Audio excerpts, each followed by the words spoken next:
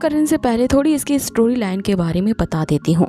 हमारा जो main character होता है वो गलती से एक ऐसे फैंटेसी वर्ल्ड में पहुंच जाता है जहाँ पे उसे एक स्ट्रॉन्गेस्ट टीचिंग सिस्टम मिलता है और ये सिस्टम उसे एक ऐसा टास्क देती है जो कि कंप्लीट करना काफी ज्यादा मुश्किल होता है और उस टास्क के कंप्लीट करते ही जो हमारा मेन लीड है वो अपने रियल वर्ल्ड में जा पाएगा।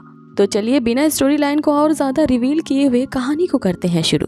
अब जैसा कि इस तरह की जो कहानियां होती हैं वो 10,000 साल पहले या 20,000 साल पहले के नाम से शुरू होती हैं, लेकिन हमारी ये कहानी बिल्कुल विचित्र है, इसमें ऐसा कुछ नहीं दिखाया जाता। अब कहानी की शुरुआत होती है और हमें प्रेजेंट डे को दिखाया जाता है जहाँ पे एक सेक्ट में बहुत सारे डिसिपल्स आपस में फाइट कर रहे होते हैं और इनमें से जो ज्यादा शक्तिशाली होगा उसे ही सेक्ट ओनर द्वारा अपने सेक्ट में लिया जाएगा। मीन्स कि एक तरह के वहाँ पे डिसिपल ट्रेनिंग चल रही होती है, जो सबसे ज्यादा पावरफुल होगा उसे ही सेक्ट में भर्ती किया जाएगा। अब हमें यहाँ पे एक लड़के चिन्हाओ को दिखाया जाता है जो कि सेक्ट के जितने भी मास्टर्स होते हैं उन सबको अपनी पावर से डिफीट करता ही जा रहा होता है, जिसके 2 दोस्त होते हैं और वो चिन्हाओ के लिए चेयर कर रहे होते हैं। और अब चिन्हाओ उन सभी मास्टर्स को डिफीट कर देता है, जिसके बदले में जो सेक्ट के लीडर होते हैं वो चिन्हाओ को अपने सेक्ट की रिस्पॉन्सिबिलिटी दे देते हैं। अब उसके दोस्त उसे कॉन्ग्रेचुलेट करते हैं और उसे बताते हैं कि तुमने हमारे विलेज का तो नाम ही रोशन कर दिया। और वे दोनों दोस्त भी काफी खुश हो रहे होते हैं क्योंकि उन्हें लगता है कि चिन्हाओ को जब सेक्ट की रिस्पॉन्सिबिलिटी मिली है तो अपने इस पद का उपयोग करके वो उन्हें भी सेक्ट में ले लेगा।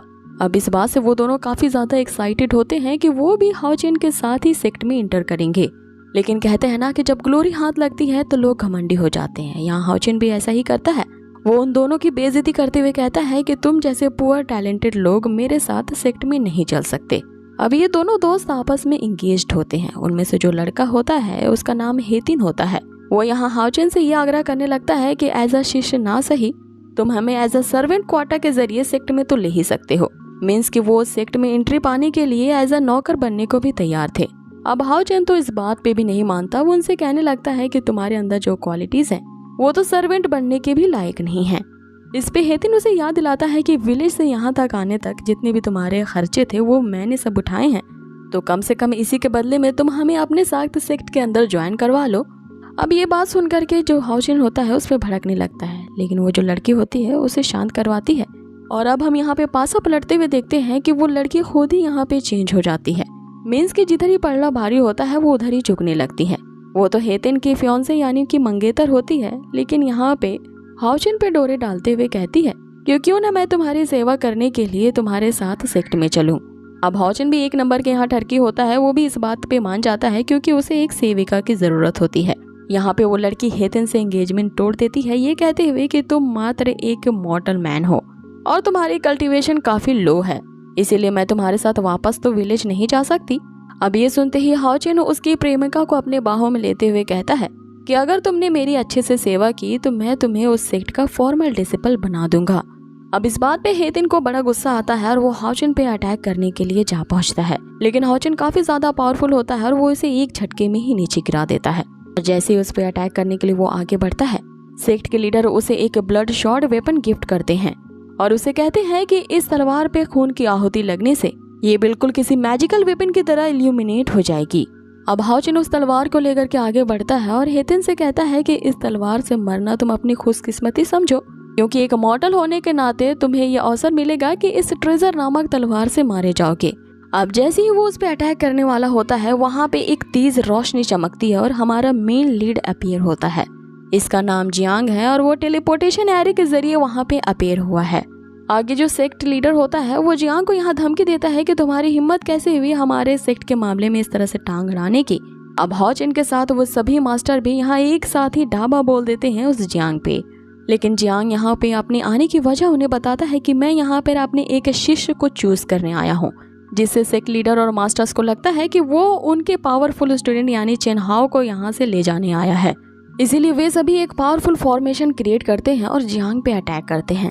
अब उस फॉर्मेशन से एक विशालकाय तलवार रिलीज होती है जो तेजी से जियांग पे अटैक करने के लिए बढ़ रही होती है, लेकिन हम यहाँ जियांग को देख रहे होते हैं जो चुपचाप से खड़े खड़े उन सभी को देख करके सिर्फ मुस्कुरा रहा होता है और मात्र अपने एक ही मूव का यूज करता है और उनके फॉर्मेशन को डिस्ट्रॉय कर देता है, जिससे वे सभी नीचे जमीन पे गिर जाते हैं।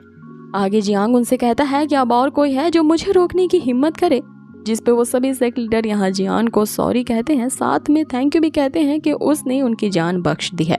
और वो चाहे तो चिन्हाओ को अपना डिसिपल बना के यहाँ से ले जा सकते हैं, जिस पे चिन्हाओ भी यहाँ मौके का फायदा उठाता है और उसे लग रहा होता है कि सबसे ज्यादा पावरफुल मास्टर तो यही है, इसीलिए मुझे इनके सेक्ट में ही जाना चाहिए। इसलिए वो जियांग को अपना मास्टर कहने लगता है, जिस पे जियांग उसकी तरफ देख के कहता है कि मैं तुम्हें अपना डिसिपल थोड़ी ना बनाने आया हूँ, मैं तो इस बंदे को चूज करने आया हूँ जिसका नाम हेतिन है। अब हेतिन चारों तरफ देखने लगता है और सोचता है कि क्या इन्होंने मुझे चूज किया है। अब इस बात से आग बबूला हाओचिन उससे कहने लगता है कि मैं यहाँ पे सबसे ज्यादा पॉपुलर हूँ और मेरी शक्तियाँ सबसे ज्यादा असीमित हैं, तो आप इससे निकम्मे हेतिन को कैसे डिसिपल अपना चूज कर सकते हो। जिस पे यहाँ जियांग उससे कहता है कि ठीक है, अगर तुम अपने आप को इतना ही ज्यादा टैलेंटेड और पावरफुल मानते हो तो 1 महीने की प्रैक्टिस करने के बाद हम वापस से इसी जगह पे मिलेंगे और तुम दोनों के बीच में एक कंपैरेटिव कंपटीशन करवाएंगे, जिससे ये साबित हो जाएगा कि तुम दोनों में ज्यादा पावरफुल कौन है। जिस पे हाओचिन भी गुस्से से वहाँ पे कह देता है कि तो फिर ठीक है, ये भी साबित हो जाएगा कि आपने मुझे ना चुन करके इसे हेतिन को चूज किया है, तो मीन्स के एक कचरे को ढेर को ही सिलेक्ट किया है। अब आगे वहाँ पे एक पोर्टल ओपन होती है जिससे वे दोनों वहाँ से गायब हो जाते हैं। अब आगे यहाँ सीन चेंज होता है और वे दोनों टेलीपोर्ट होते हुए 3 रिल्म्स में से एक रिल्म में पहुँचते हैं और यहाँ हेतिन को समझ नहीं आ रहा होता है कि आखिर उसके साथ क्या हो रहा है। जिस पे जियांग उससे कहता है कि मैंने तुम्हारी जान बचाई है और मुझे इन तीनों लोगों को ढूंढने में 10 से भी ज्यादा साल लग गए हैं, तो क्या तुम अभी मुझे आम इंसान ही समझते हो।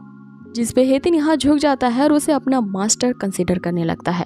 अब जैसे ही हेतिन यहाँ जियांग को मास्टर कह के पुकारता है, हमें इस कहानी की रियल स्टोरी का पता चलता है।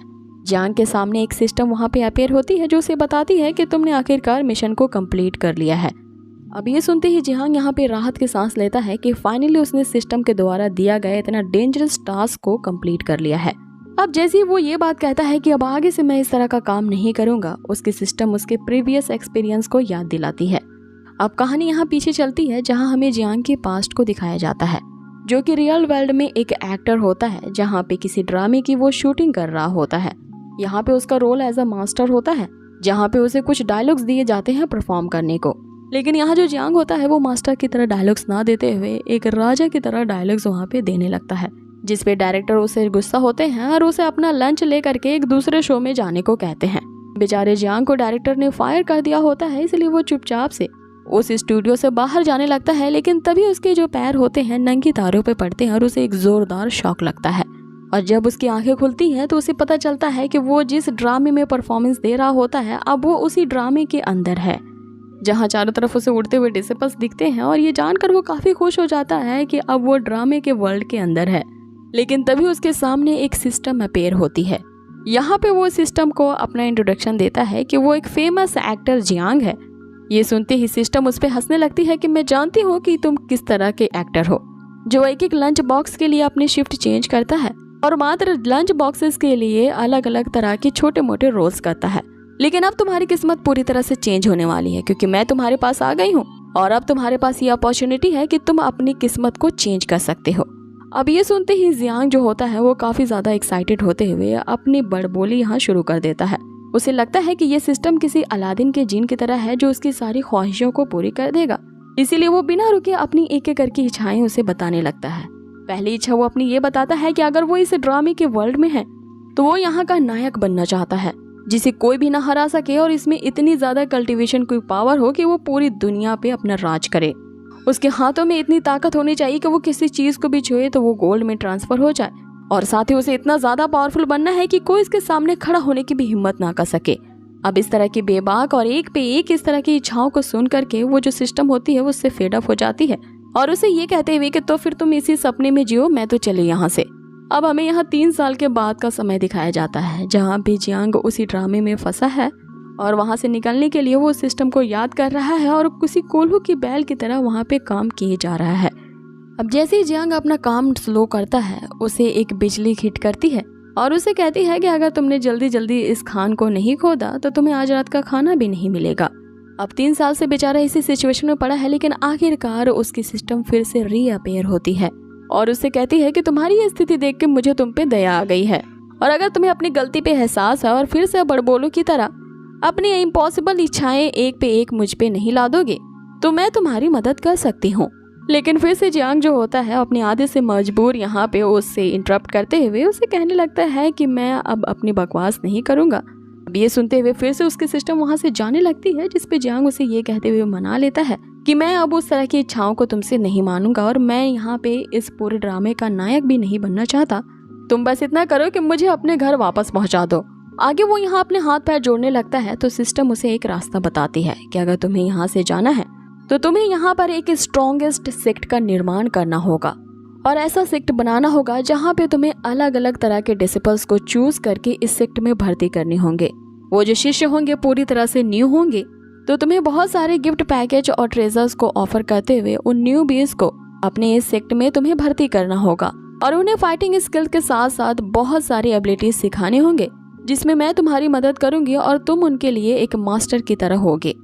और उन्हीं डिसिपल्स को चूज करते हुए तुम्हें एक यहाँ पे स्ट्रॉन्गेस्ट सेक्ट का निर्माण करना होगा और इस टास्क को कंप्लीट करते ही तुम यहाँ से जा पाओगे।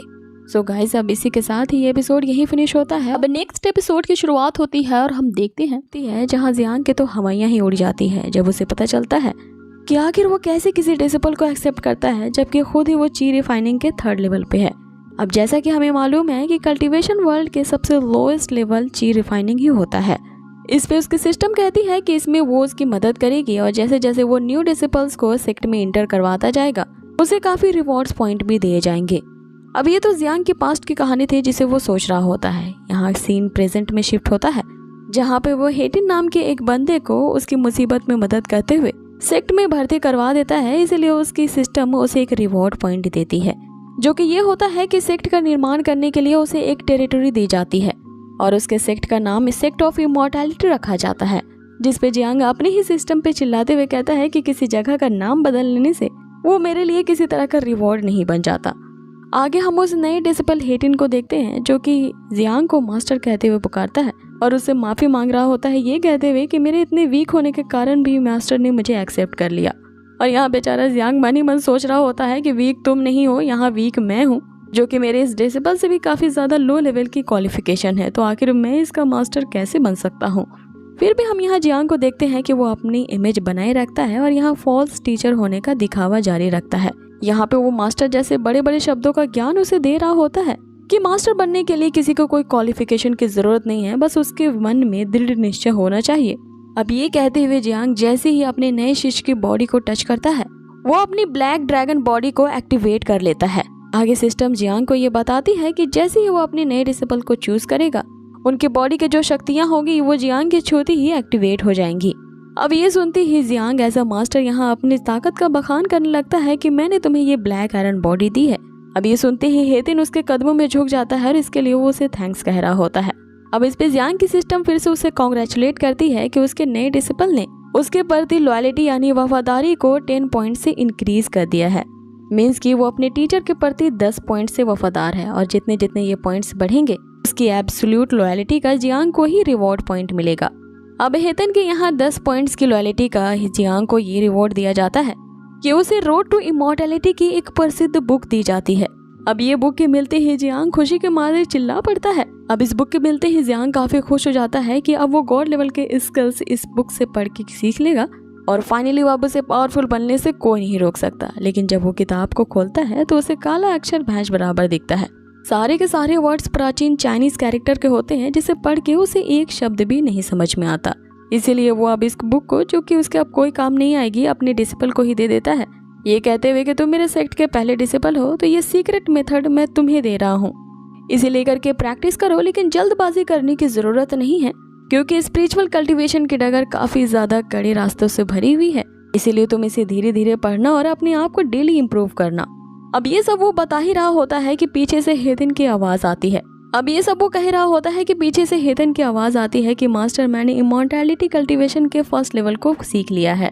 ये सुनते ही जियांग हक्का बक्का रह जाता है और दूसरी तरफ हेतन सोच रहा होता है कि कहीं मास्टर मुझसे गुस्सा तो नहीं है, कहीं उन्हें लग तो नहीं रहा कि मैं एक डल स्टूडेंट हूँ और उन्हें ये आशा होगी कि मैं इस किताब को एक झलक में ही पढ़ के सीख लूँ। अब इसीलिए वो जियांग से माफी मांगने लगता है, ये कहते हुए कि मैं आपकी उम्मीदों पर खड़ा नहीं उतर सका, इसलिए मास्टर आप मुझे कोई भी पनिशमेंट दे सकते हैं।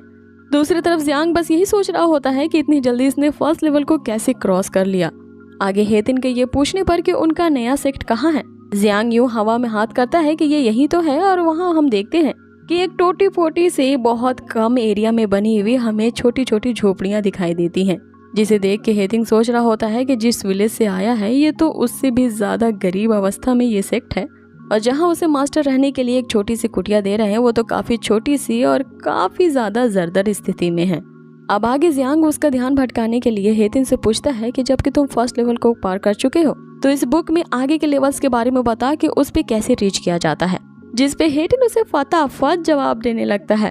अब जैसे ही उसे बुक में लिखा हुआ सारा राज पता चलता है वहाँ पे जियांग एक सेकंड भी नहीं रुकता और तुरंत अपनी कुटिया में जाके प्रैक्टिस करने लगता है, लेकिन उससे कुछ भी नहीं होता और बेचारा सोच रहा होता है कि वो नेक्स्ट लेवल पे क्यों नहीं ब्रेक थ्रू कर पा रहा, जबकि उसका ये डिसिपल उससे कई का ज्यादा गुना आगे बढ़ चुका है। तो आखिर वो उसका सेक्ट लीडर कैसे हो सकता है कि इतने में वहाँ पे हेतिंग उसके कमरे में आ जाता है और ये सिचुएशन काफी फनी होती है। बेचारा हेतिन उसे ये कहते हुए कि मास्टर आप अपनी प्रैक्टिस कंटिन्यू रखिए, मैं यहाँ से जाता हूँ। और इधर बेचारा जियांग कुछ न कर पाने के कारण अपने आप में ही झुंझला रहा होता है कि उसका टैलेंट इतना बुरा क्यों है और वो क्यों नेक्स्ट लेवल पे ब्रेक थ्रू नहीं कर पा रहा है। अब इस बात पे झक मारते हुए वो बोर होते हुए मछलियां पकड़ने लगता है। तभी उसे हेतिन चिल्लाते हुए बताता है कि वो अपने 4th लेवल पे ब्रेक थ्रू कर चुका है।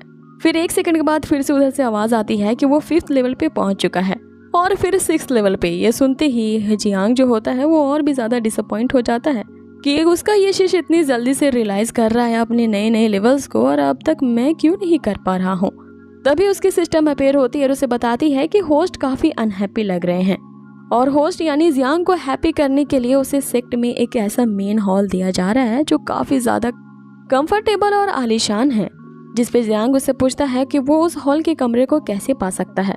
तो सिस्टम उसे बताती है कि तुम्हें 3 दिनों के अंदर एक नए डिसेबल को सेक्ट में एंट्री देनी होगी, जिसपे जियांग उससे कहता है कि क्या डिसेबल चारों तरफ यहाँ बिखरे हुए हैं कि मैं उन्हें चूज करके या किडनैप करके यहाँ जबरदस्ती सेक्ट में भर्ती कर दूं।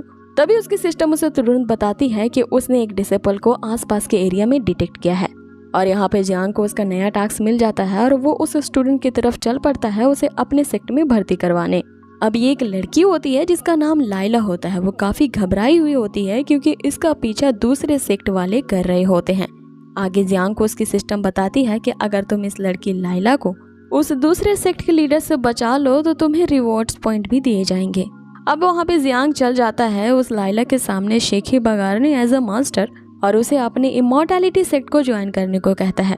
तभी वहाँ पे दूसरे सेक्ट के लोग और उनका लीडर भी अपेयर होता है जो कि अपने आप को घोस्ट जेड सेक्ट का बताते हैं। उसका लीडर उन्हें ये धमकी देता है जल्द से जल्द इस लड़की लाइला को हमारे हवाले कर दो तो हम तुम्हारी जान बख्श देंगे। अब यहाँ घोस्ट जेड का नाम सुनते ही जियांग के तो हक्के बक्के उड़ जाते हैं क्योंकि उस पूरे कॉन्टिनेंट में सबसे स्ट्रॉन्गेस्ट सेक्ट यही होता है। इसीलिए वो लड़के को ये कहते हुए वहाँ से 9-2-11 हो जाता है कि किसी को जबरदस्ती फोर्स नहीं करना चाहिए। लेकिन इतने में वहाँ पे हेतन आ जाता है और उन सभी से कहने लगता है कि तुम अभी हमारे इमॉर्टैलिटी सेक्ट के लीडर को नहीं जानते, वो तुम लोगों को ना चूटी की तरह मसल देंगे। जिसपे जियांग उसे शांत करवाते हुए कहता है कि इतनी बदतमीजी करना ठीक नहीं है। लेकिन मन ही मन वो सोच रहा होता है कि इस हेतन के बच्चे को कैसे शांत कराऊं, ये तो मुझे बड़ी मुसीबत में डाल देगा। अब हेतन यहाँ अपने मास्टर के तारीफों के पुल बांध देता है, जिसपे जियांग वहाँ से ये सोचते हुए काट लेता है कि यहाँ से भागने में ही भलाई है। कि तभी उसकी सिस्टम अपेयर होती है और उसे बताती है कि अगर तुम यहाँ लाइला की मदद करते हो तो तुम्हें एक ड्रैगन फिश एज अ पेट दिया जाएगा। जिसपे जियांग कहता है कि मुझे अपनी लाइफ बहुत प्यारी है, मुझे किसी भी तरह का कोई पेट नहीं चाहिए। अब आगे हम जियांग को देखते हैं कि जो उन सभी की नजरों से बचते बचाते चुपके से वहां निकलने की कोशिश करता है, जिसपे उसकी सिस्टम फिर से अपेयर होती है और उसे कहती है कि वो इसकी सिचुएशन में मदद कर सकती है। वो इस समुद्र की गहराई में एक स्मॉल वर्ल्ड एक्टिवेट करेगी जहाँ पे वो इन सभी बंदों को भेज सकती है। जिसपे जियांग उसे कहता है कि अब तक तुम कहाँ पे थी, इतनी देरी क्यों कर रही हो ये एक्टिवेट करने में, जल्द से जल्द इसे कर दो। अब वो जगह एक्टिवेट होती ही हम देखते हैं कि घोस्ट किंग सेक्ट के जितने भी बंदे होते हैं वो उस समुद्र की गहराइयों के स्मॉल वर्ल्ड में चले जाते हैं, जहाँ पे जाके वो उसके मेंबर्स को यही लग रहा होता है कि ये स्मॉल वर्ल्ड इस जैसे इतने गरीब इस सेक्ट के पास कैसे आ सकता है, क्योंकि इस तरह का स्मॉल वर्ल्ड सिर्फ हाई प्रोफाइल सेक्ट या फर्स्ट क्लास के सेक्ट ही ओन कर सकते हैं। अब इस पे उसका मास्टर कहता है कि ये कोई स्मॉल वर्ल्ड नहीं है, ये एकमात्र इल्यूजन है जो कि मेरे इस अटैक से तुरंत ही ये भ्रम टूट जाएगा। अब वो सभी मिल करके यहाँ पे एक फॉर्मेशन क्रिएट करते हैं और उस स्मॉल वर्ल्ड को तोड़ने की कोशिश करते हैं, लेकिन इनके इस अटैक का कुछ भी इफेक्ट नहीं होता। हम पानी पे सिर्फ छोटे मोटे बुलबुलों और एक भवंडर को आता देखते हैं और ये देखते ही हेतन चिल्लाते हुए उनसे कह रहा होता है कि तुमने हमारे लीडर को क्या समझ रखा है, तुम लोगों से मैंने पहले ही कहा था कि मेरे सेक्ट लीडर से पंगा मत लो। अब यहाँ पे जियांग ने लाइला को भी बचा लिया था, तो इसका भी रिवॉर्ड पॉइंट उसे वो फिश ड्रैगन पेट दिया जाता है, जिसे देख करके जियांग सोच रहा होता है कि आज रात के डिनर का तो इंतजाम हो गया, इसे मैं मस्त फ्राई करके खाऊंगा। अब ये सुनते ही वो फिश ड्रैगन उसे 2 चमाटे मारती है और वापस से सी के अंदर चली जाती है, जिसपे उसकी सिस्टम उसे बताती है कि ये कोई मामूली ड्रैगन नहीं है, बल्कि ये तुम्हारे इमॉर्टल सेक्ट का प्रोटेक्टर है, जो कि एक डिवाइन बीस्ट है और ये गोल्डन इक्लेजर रिल्म से आया है। ये सुनते ही जियांग के तो हक्के बक्के रह जाते हैं कि अब कौन किसको खाएगा। उधर दूसरी तरफ हम उस स्मॉल वर्ल्ड में देखते हैं जहाँ पे वो फिश ड्रैगन अबेर होती है, जिसे देख करके वो दूसरे सेक्ट के बंदे डर जाते हैं। तो उनका लीडर जो होता है वो ये कहते हुए कि हमारे इस सेक्ट के मैजिकल बेल के आगे ये ड्रैगन कुछ भी नहीं है, और वो उस मैजिकल बेल को एक्टिवेट करते ही उस ड्रैगन पे अटैक करता है। लेकिन इस अटैक का उस ड्रैगन पे तो कुछ भी इफेक्ट नहीं होता, और आगे हम उस ड्रैगन को देखते हैं जो कि इतनी विशालकाय बन जाती है कि सभी के सभी उसके मुंह के अंदर ही समा जाते हैं। आगे जियांग क्या करेगा, नए नए डिसिपल्स को वो कैसे अपने न्यू सेक्ट में भर्ती करवाएगा बिना ये जाने कि वो उनका लीडर बनने के लायक ही नहीं है, क्योंकि यहाँ जियांग की जो पावर्स है उसके सारे डिसिपल्स से काफी ज्यादा लोएस्ट लेवल पे है। फिर भी जियांग उनका मास्टर बने बैठा है। अब आगे के एपिसोड्स काफी फनी और इंटरेस्टिंग भी होंगे। एपिसोड की शुरुआत होती है और हम देखते हैं जियांग को उस ड्रामा वर्ल्ड से निकलने के लिए एक स्ट्रॉन्गेस्ट सेक्ट का निर्माण करना होगा, और अब तक उसने अपने इमॉर्टल सेक्ट में एक स्टूडेंट को तो भर्ती करवा दिया है, और दूसरी स्टूडेंट जिसका नाम लाइला है उसको भर्ती करवाने के कगार पे है। क्योंकि लाइला एक पावरफुल स्टूडेंट होती है, इसीलिए उसके पीछे घोस्ट किंग सेक्ट के लोग पड़े थे। लेकिन जियांग अपने सिस्टम की मदद से उन सभी को समुंदर के एक स्मॉल वर्ल्ड में गर्क कर देता है। अब आगे यहाँ से एपिसोड शुरू होता है और लाइला को ये समझ में आता है कि ये वाकई ये इमॉर्टल सेक्ट एक कोई बड़ा सेक्ट होगा, तभी तो इसके पास एक स्मॉल सेक्ट जैसा इल्यूजन भी है। इसीलिए वो अपने आप को समर्पित करती है एज अ स्टूडेंट, और ट्रिब्यूट देते हुए वो जियांग से कहती है कि उसे भी अपना डिसिपल मान ले।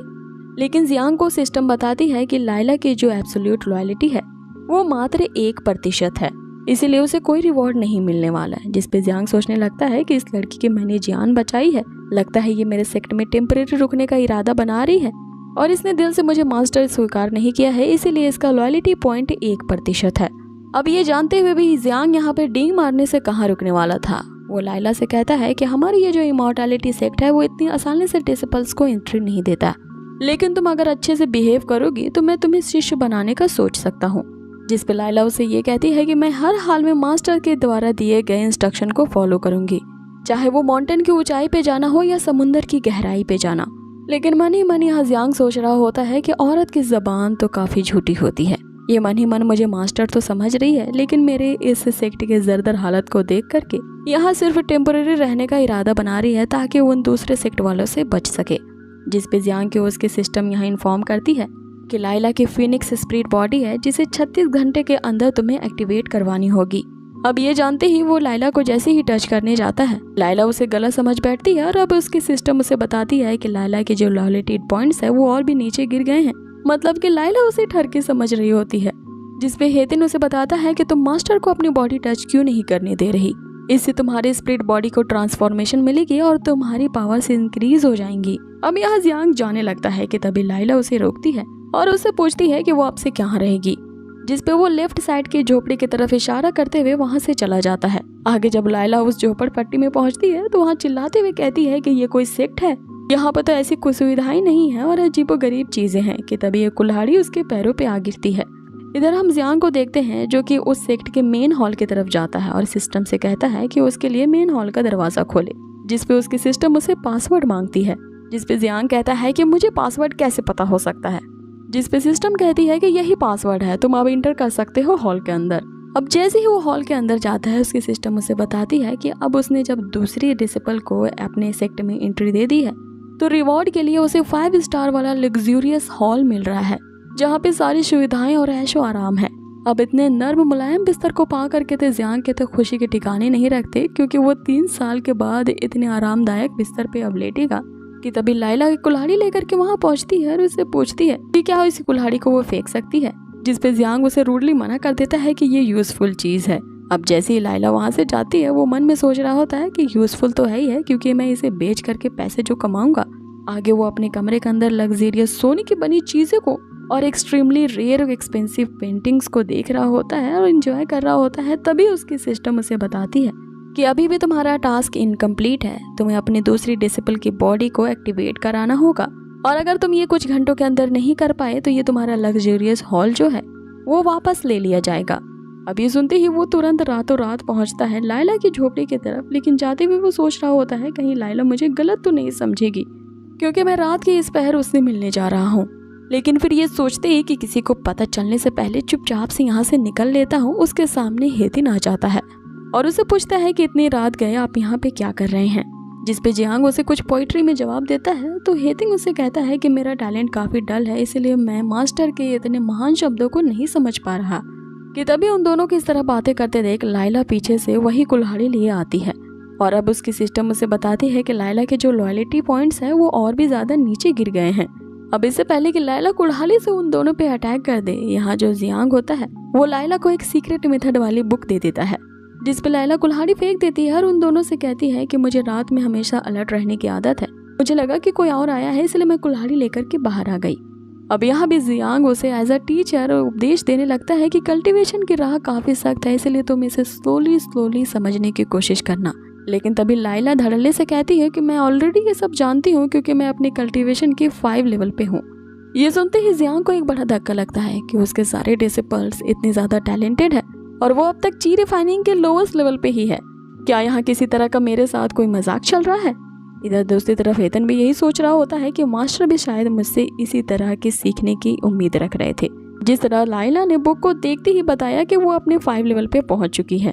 जिस पे जियांग अब उन दोनों का ध्यान भटकाने के लिए उनसे कहता है कि एज अ टीचर अब मैं तुम दोनों का टेस्ट लूंगा कि तुम दोनों आखिर ये फर्स्ट 5 लेवल का क्या मतलब समझते हो। मतलब वो इनडायरेक्टली पूछ रहा होता है कि 5 लेवल पे कैसे पहुंचा जाता है, क्योंकि वो तो किताब को पढ़ के समझ नहीं सकता था। जिस पे लाइला उसे कई सारी बातें बताती है, लेकिन यहाँ पे जो जियांग होता है उसके मंद बुद्धि में एक भी बात समझ नहीं आती। इस पे जियांग अब उन दोनों से ये कहता है कि तुम दोनों की अंडरस्टैंडिंग काफी ज्यादा मिक्स्ड है, इसलिए वो अब हेतिन की तरफ इशारा करते हुए पूछता है कि तुम इसका क्या मतलब समझते हो। इस पे लाइला को यहाँ शक होने लगता है कि उसने कल्टीवेशन के तो एकदम बेसिक से रूल बताए हैं, तो आखिर किस तरह का ये मास्टर है जिसे इतना बेसिक भी नहीं पता। जिस पे हेतिन कहता है कि मैं समझ गया कि मास्टर हमसे क्या जानना चाहते हैं। वो चाहते हैं कि हम सिंपल वे में यानी कि आसान शब्दों में हमें इसके मतलब को समझाएं। इस पे लाइला बताना शुरू करती है किसी की बॉडी में स्पिरिचुअल पावर को एक्टिवेट करना उसकी सोच पे डिपेंड करता है। वो जिस तरह के थॉट्स रखता है इसी कारण उसके बॉडी के अंदर जो मेरिडियंस है उसमें खून रेगुलेट होते हैं। अब यहाँ पे जियांग को कुछ समझ में आता है, इसलिए वो अब हेतन से पूछता है कि 5 लेवल पे ब्रेक थ्रू करने से कैसा फील होता है। अब ये सुनते ही लाइला यहाँ जियांग से पूछने लगती है कि क्या आपने कल्टीवेशन की पहले प्रैक्टिस नहीं की है, जो आपको 5th लेवल पे पहुंचने पर कैसा लगता है ये पता नहीं है।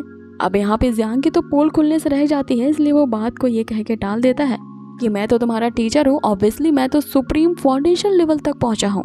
अब हेतिन के ये बताते ही यहाँ जियांग को ये समझ में आता है कि आखिर उस बुक में क्या लिखा है कि 5th लेवल पर ब्रेक थ्रू करने के बाद हमारी बॉडी के अंदर स्पिरिचुअल पावर ज़्यादा से ज़्यादा स्ट्रॉन्गर होती जाती है, जो हमारे अगले 3rd लेवल्स को ओपन कर देता है। इसीलिए अब आगे हेतिन पूछ रहा होता है कि क्या उनके सेक्ट में कोई शॉर्ट मैनुअल नामक कोई बुक है जिसे वो पढ़ करके आगे के लेवल्स तक पहुंच जाए और तलवारबाजी भी सीख सके। इस पे जियांग तो ये सोचता है कि उसके सेक्ट में तो तलवार ही नहीं है, क्योंकि वो बहुत ज़्यादा एक्सपेंसिव आते हैं। और इस बात को टालने के लिए वो उनसे कहता है कि अभी तुम्हारे अंदर इतनी एबिलिटी नहीं है कि तुम इस शॉर्ट फाइटिंग की प्रैक्टिस कर सको। लेकिन मन ही मन ये सोच रहा होता है कि मैं तो इतना कंगला हूँ कि अपने आप को भी बेच दूंगा ना तो शॉर्ट मैनुअल खरीद के तुम्हें नहीं दे पाऊंगा। कि तभी उसकी सिस्टम उसे एक नया टास्क देती है कि अगर वो 24 घंटे के अंदर माउंटेन के पीछे जो 66 पेड़ है उन्हें कट डाउन कर दे तो उसे हेवनली शॉर्टमैनशिप की बर्निंग स्काई शॉट टेक्निक मिल सकती है। लेकिन अगर वो ये टास्क करने से फेल हो गया तो इसका ये जो ढोपर पट्टी वाला सेक्ट है ये भी गायब हो जाएगा और होस्ट यानी जियांग का जो लेवल है वो सबके सामने जाहिर हो जाएगा। मीन्स कि उन दोनों डिसिपल्स को जियांग की सच्चाई पता चल जाएगी। अब जियांग ये सुनते ही यहाँ 1 सेकंड की भी देरी नहीं लगाता, लाइला से वो कुल्हाड़ी लेता है और रातों रात चला जाता है उस जंगल की ओर। अब यहाँ पे उसे कई घंटे बीत जाते हैं और वो अब तक एक पेड़ भी नहीं काट सका था। उसके पीछे उसके 2 न्यूली स्टूडेंट भी आते हैं जो उसे पूछने लगते हैं कि मास्टर आप इतनी सुबह सुबह पेड़ों को क्यों काट रहे हैं। जिस पे हेतिन वहाँ चिल्लाते हुए कहता है कि मैं समझ गया कि मास्टर यहाँ पे क्या कर रहे हैं। वो हमें समझाना चाहते हैं कि ज्ञान की प्राप्ति करने के लिए हमें पेड़ों को काटना होगा। जिस पे लाइला उसे कहती है कि तुम इनके बिना बोले ही इनके सारी बातें आखिर कैसे समझ जाते हो। और ये भी पेड़ों को काट करके हमें इनलाइटमेंट की कौन सी ग्रेट राह मिल जाएगी। आगे यहाँ हेतिन फिर से बताना शुरू करता है कि जिस तरह से मास्टर यहाँ कुल्हाड़ी को घुमा रहे हैं ये टॉयस्ट की बहुत पुरानी टेक्निक है। लेकिन जैसे वो ये कहता है यहाँ पे जियांग के हाथों से कुल्हाड़ी ही गिर जाती है। इस पे फिर से वो उनका ध्यान भटकाने के लिए उनसे कहता है कि एज अ टीचर जब तुम यहाँ पे आ ही गए हो तो मैं तुम्हें ये टास्क देता हूँ कि तुम्हें 1 घंटे के अंदर इन सभी 66 ट्रीज को कट डाउन करना है। जिस पे लाइला सोचने लगती है कि हमें आखिर पेड़ क्यों काटने होंगे। जिस पे हेतन फिर से वहाँ चिल्लाते हुए कहता है कि मैं समझ गया मास्टर क्या कहना चाहते हैं। मास्टर यहाँ अपने फिजिक्स पे निर्भर रहते हुए हमें जिंदगी का नया लेसन सिखाना चाहते हैं। आगे वे दोनों पेड़ों के काटने के काम पे लग जाते हैं और इधर दूसरी तरफ हम देखते हैं जियांग को जो कि अपने डिनर की तैयारी कर रहा होता है। वो एक मुर्गे को पकड़ने की जद्दोजहद कर रहा होता है और फाइनली उसे पकड़ते हुए आग जला करके उसे रोस्ट कर रहा होता है। लेकिन जैसे ही वो उसे खाने वाला होता है ये दोनों डिसिपल्स वहाँ पे पहुँचते हैं। लाइला को फिर से शक होने लगता है कि आगे जो हमारे मास्टर हैं आग जला करके इतने बेसिक तरीके से क्यों इस चिकन को रोस्ट कर रहे हैं जबकि वो अपने हाई लेवल के मैजिक का यूज कर सकते हैं। जिस पे हेतन फिर से चिल्लाते हुए यहाँ कहता है कि मैं समझ गया आखिर मास्टर ऐसा क्यों कर रहे हैं। लाइला उसकी तरफ देखते हुए कहती है कि तुम ये भी समझ सकते हो। आगे हेतन उससे कहता है कि हमारे मास्टर इमॉर्टल तो है लेकिन फिर भी लाइफ को एक्सपीरियंस कर रहे हैं एक मॉर्टल बंदे की तरह, जो हमें ये सिखाती है कि हमें किस तरह से हर हाल में डाउन टू अर्थ रहना चाहिए। अब जियांग भी ये बात सुन करके अपनी बड़ाई में कहने लगता है कि अगर तुम गॉड लेवल तक पहुंचना चाहते हो तो सबसे पहले तुम्हें एक मॉर्टल बनना होगा, क्योंकि कभी कभी ऊंचाई तक पहुंचने के लिए ये अनिवार्य है कि हम नेचर से जुड़े रहें। अब इसी तरह की लंबी चौड़ी प्रवचन वो देने लगता है जिससे हेतिन और भी ज्यादा इम्प्रेस हो जाता है और यहाँ पे कहने लगता है कि मास्टर हमें जिंदगी की नई राह और एनलाइटमेंट सिखा रहे हैं। कि तभी उसकी सिस्टम इन्फॉर्म करती है कि पेड़ों को काटने का मिशन कंप्लीट हो चुका है, इसलिए रिवॉर्ड के तौर पर उसे एक बर्निंग स्काई शॉट टेक्निक दी जाती है। अब आगे जियांग उन दोनों से कहने लगता है कि पेड़ों को काटने का काम मैंने तुम्हें फिजिकल एक्सरसाइज करने के लिए दिया था और तुम्हारी दूसरी ट्रेनिंग अब ये शुरू होती है कि तुम्हें सब्र भी रखना होगा। और एज अ टीचर मैं तुम दोनों को ये 2 किताबें दे रहा हूँ जिसमें महान तलवारबाजी की टेक्निक्स हैं और इसे पढ़ के तुम्हें पहले समझना होगा, क्योंकि ऑब्वियसली मैं फिर से इन किताबों को नहीं समझ सकता। और यहाँ जियांग के इसी रोने के साथ ही हम इस एपिसोड को यहीं खत्म होता देखते हैं। एपिसोड की शुरुआत होती है और हम देखते हैं जैसे जियांग उन दोनों को शॉर्ट मैनुअल टेक्निक वाली बुक देता है। यहाँ सिस्टम जियांग को बताती है कि लाइला के जो एब्सोल्यूट लॉयल्टी पॉइंट्स है वो 20 पॉइंट से इंक्रीज हो चुका है। पहले ये पॉइंट्स नेगेटिव में जा रहे होते हैं लेकिन बुक मिलने के बाद अब यहाँ लाइला को भी यकीन हो गया था कि जियांग सच में उनका मास्टर और टीचर है। इसीलिए लाइला अब उससे पूछ रही होती है कि वो किताब को तो तुरंत ही पढ़ के खत्म कर देंगे तो इसकी प्रैक्टिस करने के लिए उन्हें तलवारें चाहिए होंगी। और इधर बेचारा जियांग उधर मुंह घुमाए सोच रहा होता है कि तलवारें तो काफी ज्यादा एक्सपेंसिव होती है और मेरे सेक्ट में एक भी नहीं है। और वो बिना जवाब दिए वहीं पे चुप खड़ा होता है कि तभी हेतिन वहाँ चिल्लाते हुए कहता है कि मैं समझ गया आखिर मास्टर क्या कहना चाहते हैं। उन्होंने हमें पेड़ों को काटने का टास्क इसलिए दिया है ताकि हम पेड़ों के ब्रांचेस का यूज कर सकें एज अ तलवार। और इस बात ने तो जियांग को भी हैरत में डाल दी होती है कि आखिर ये बार बार कैसे समझ जाता है मेरी बिना कही हुई चीजों को भी। आगे जियांग ये सोच रहा होता है कि मेरे इस डिसिपल के तो कल्टीवेशन एबिलिटी काफी वीक है लेकिन इसकी ब्रेन की एबिलिटी तो काफी फास्टर है जो मेरे बिना कही हुई बात को आसानी से समझ जाता है। तभी उसकी सिस्टम फिर से उसे इन्फॉर्म करती है कि लाइला के जो लॉयल्टी पॉइंट्स हैं वो 40 पॉइंट से इंक्रीज हो चुके हैं। मीन्स कि अब लाइला की वफादारी धीरे धीरे बढ़ती ही जा रही है। आगे लाइला अपने टीचर पर शक करने के लिए यहाँ पे सॉरी करती है जिसपे जैसे ही जियांग उसे टच करता है लाइला के अंदर की जो फिनिक्स स्पिरिट बॉडी होती है वो एक्टिवेट हो जाती है जिसके कारण वो अपने अंदर एक पावर फील करने लगती है और उसकी स्पिरिट बॉडी अनलैश हो जाती है। आगे हमें लाइला की स्पिरिट जो कि एक विशालकाय फिनिक्स होती है वो दिखाई जाती है। आगे जियांग उससे कहता है क्यों ना तुम अपनी शॉट प्रैक्टिस करके दिखाओ जिससे तुम्हें पता चल जाए कि शॉट की टेक्निक तुम्हारी इस स्पिरिट बॉडी के साथ कैसे वर्क कर रही है। आगे हम लाइला को अपनी स्पिरिट फिनिक्स बॉडी के साथ शॉट प्रैक्टिस करते देखते हैं और अपनी इस वायर टेक्निक का यूज करते ही वो पास के एक पेड़ में होल कर देती है। साथ ही देखते देखते वहाँ जंगल के आसपास के एरिया में आग फैल जाती है जिसे देख करके वो दोनों स्टूडेंट्स पैनिक करने लगते हैं और अपने टीचर जियांग से कहते हैं कि वो जल्द से जल्द अपनी शक्तियों का यूज करके जंगल में फैल रही इस आग को रोक दे। जिस पे जियांग सोच रहा होता है कि अब वो किधर मुंह छुपाए क्योंकि उसके पास तो कोई सी तरह का कोई स्पिरिचुअल पावर नहीं है। आगे वो यही सोच रहा होता है कि अब उसे क्या करना चाहिए। तभी उसके सिस्टम में पेड़ होती है और उसे बताती है कि लाइला की जो लॉयल्टी पॉइंट्स है वो धीरे धीरे घटती जा रही है। मतलब को लाइला को फिर से अपनी टीचर पे संदेह होना शुरू हो चुका था कि तभी जियांग को एक आइडिया आता है और वो अपने सिस्टम से कहता है कि उसकी जो फिश ड्रैगन पेट है उसे एक्टिवेट किया जाए।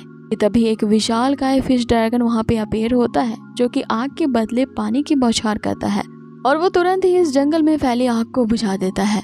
अब जैसे ही ये दोनों स्टूडेंट इस गोल्डन एक्लेजर स्टेज वाले फिश पेट को देखते हैं, इनके लॉयल्टी पॉइंट्स और भी ज्यादा इंक्रीज हो जाते हैं। और आखिरकार लाइला के जो लॉयल्टी पॉइंट्स होते हैं वो 100 पर पहुंचते हैं और उसे ये यकीन आता है कि जियांग ही उस हिडन सेक्ट का लीडर यानी कि टीचर है। अब आगे यहाँ सीन चेंज होता है और हमें राजमहल को दिखाया जाता है। वहाँ पे हमें एम्परर के एक प्रीस्ट को दिखाया जाता है जो कि पासों को फेंक करके वहाँ भविष्यवाणी बताता है। वो प्रीस्ट एम्परर को बताता है कि आपके लिए एक बहुत बुरी खबर मैं लाया हूँ। आपका जो बेटा यानी कि जो प्रिंस है जो कि आगे चल के इस महान गद्दी का वारिस है, वो बाकियों की तरह एक साधारण ह्यूमन है।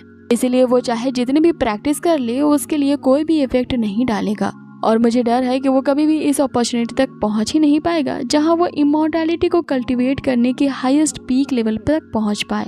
अब ये सुनते ही एम्परर प्रीस्ट को एक तस्तरी नुमा प्लेट देता है जो कि एक तरह की कुंडली होती है और इसे देख करके वो प्रिंस के भाग्य और अपॉर्चुनिटीज के बारे में बताता है। वो बताता है कि अगर प्रिंस साउथ की तरफ जाए तो वहाँ पे उन्हें एक स्टोन मॉन्यूमेंट मिलेगा जो कि सी ऑफ बिटरनेस है, यानी ये जगह वही होती है जहाँ पे अभी जियांग का इमॉर्टल सेक्ट बना हुआ है। इससे पहले कि वो उस तस्वीर में आगे कुछ पढ़ पाता और प्रिंस के नए टीचर के बारे में एम्परर को बता पाता, उस तस्वीर से निकली हुई तेज ऑरा उसे बेहोश कर देती है और वो वहीं पे मारा जाता है। आगे हमें प्रिंस को दिखाया जाता है जो कि अपने फादर यानी कि एम्परर से मिलने आया होता है। यहाँ प्रिंस काफी डरते हुए एम्परर को कहता है कि वो 3 बार लगातार प्रैक्टिस कर चुका है लेकिन बार बार वो फाउंडेशन रेल में पहुंचने से चूक जा रहा है। मीन्स कि वो एक ऐसे स्टेज पे पहुंच चुका है जहाँ पे आके उसकी शक्तियाँ रुक गई हैं और उसे नेक्स्ट लेवल पे ब्रेक थ्रू करने से रोक रही हैं।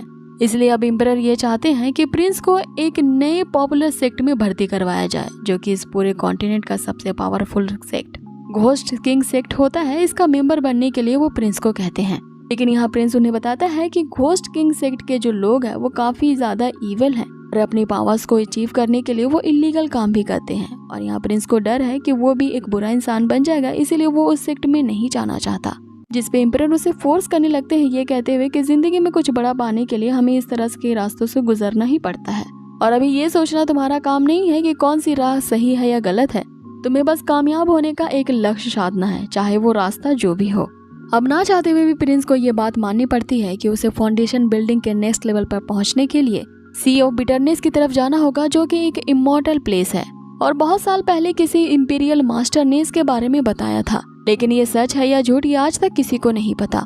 जिसपे एम्परर उसे कहते हैं कि वो जगह रियल में है और चाहे तुम ना चाहो या चाहो उस जगह को तुम्हें ढूंढना होगा और अपने आगे की प्रैक्टिस वहीं से करनी होगी, क्योंकि हमारी ये जो कंट्री है वो किसी ऐसे प्रिंस को अपनी राजगद्दी पे नहीं बिठाना चाहेगी जो कि नकारा और निकम्मा हो।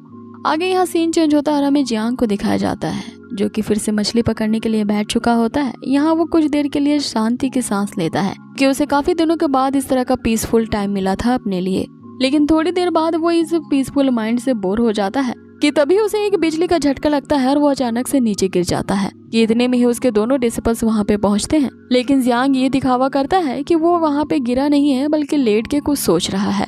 जिसपे हेतिन फिर से यहाँ चिल्लाते हुए कहता है कि मास्टर मैं समझ गया कि आप यहाँ पे क्या कर रहे हैं। आप मून एंड सन की एनर्जी को एब्जॉर्व करते हुए इमॉर्टैलिटी की कल्टीवेशन कर रहे हैं। जिसपे जियांग उससे कहता है कि तुमने बिल्कुल सही समझा। बाय द वे तुम लोग यहाँ पे मुझे ढूंढते हुए क्यों आए हो? जिसपे लाइला उसे कहती है कि वो तलवारबाजी के 5th लेवल पे पहुंच चुकी है। अब ये सुन के जियांग को एक और बड़ा झटका लगता है कि ये लोग आखिर इतनी जल्दी प्रैक्टिस कैसे कंप्लीट कर पा रहे हैं। जिसपे जियांग यहाँ बात को टालने के लिए हेतिन से पूछता है कि तुम्हारी प्रैक्टिस कैसे चल रही है।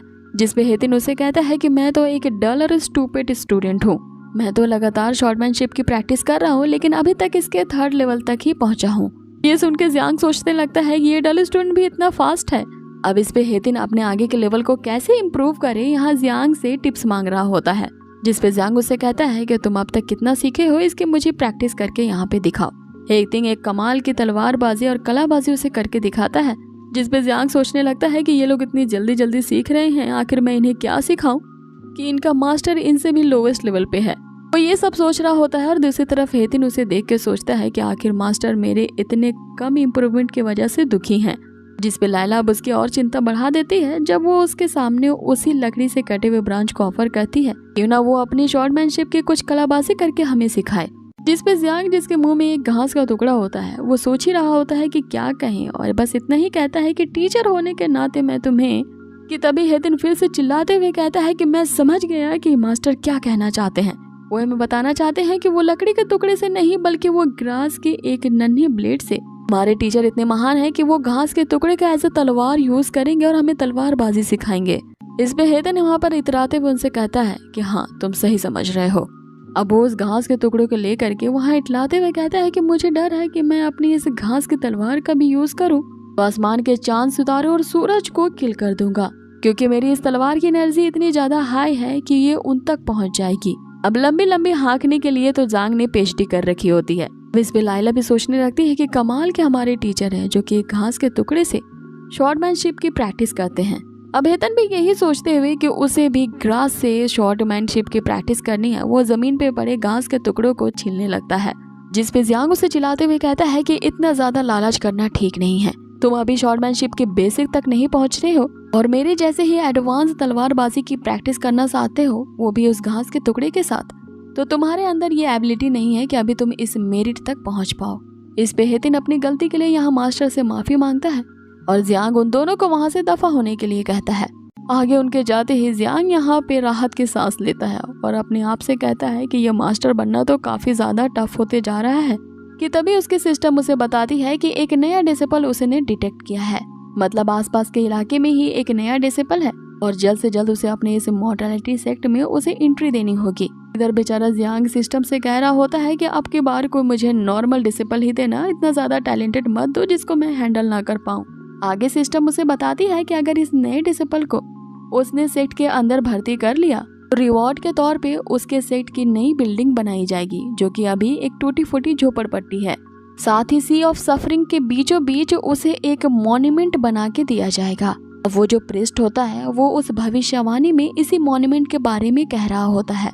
अब जियांग के इसी फ्रस्ट्रेशन के साथ ये एपिसोड यही खत्म होता है कि उसे एक पे एक टैलेंटेड डिसिपल्स मिलते जा रहे हैं, लेकिन अब भी वो अपने ची गैदरिंग के, जो कि कल्टीवेशन के सबसे लोएस्ट लेवल होती है, उसके इनिशियल पॉइंट पे ही है। नेक्स्ट एपिसोड की शुरुआत होती है और हम देखते हैं चिन किंगडम का जो एम्परर होता है वो भी परेशान था क्योंकि उसके बेटे प्रिंस की जो शक्तियां होती हैं वो अब नेक्स्ट लेवल पे ब्रेक थ्रू नहीं हो पा रही थी। वो अपने फाउंडेशन बिल्डिंग के ही स्टेज पे अटका हुआ होता है, इसीलिए एम्परर के आगे अनुसार प्रिंस को अब उसी सेक्ट में जाना होता है जिसका नाम घोस्ट किंग सेक्ट होता है। अब आगे एपिसोड शुरू होता है और हमें घोस्ट किंग का लीडर दिखाया जाता है, जिसके सामने प्रिंस सर झुकाए खड़ा होता है और यहाँ वो लीडर उससे कह रहा होता है कि अब हमारे एम्परर को यह अकल आ गई कि अपने बेटे को उसने हमारे पास भेजा है। यहाँ वो उसकी बेइज्जती करने लगता है ये कहते हुए कि अगर तुम मेरे डिसिपल बनना चाहते हो तो तुम्हारे खड़े रहने से काम नहीं होगा, तुम्हें अपने घुटनों के समेत यहाँ पे नील डाउन होना होगा। जिस पे प्रिंस के साथ आया जनरल उनसे कहने लगता है कि हमारे प्रिंस राजकीय घराने से हैं, इसीलिए आम डिसिपल की तरह ये नील डाउन नहीं करेंगे और तुम लोगों की इतनी औकात नहीं है कि तुम हमारे नोबल प्रिंस की इस तरह से बेइज्जती करो। जिस पे वहीं पे खड़ा एक एल्डर यहाँ जनरल से कहने लगता है कि अगर तुम्हारा प्रिंस यहाँ नील डाउन करने में असमझ हो रहा है तो फिर वो हमारी इस घोस्ट किंग सेक्ट का डिसिपल बनने के लायक ही नहीं है।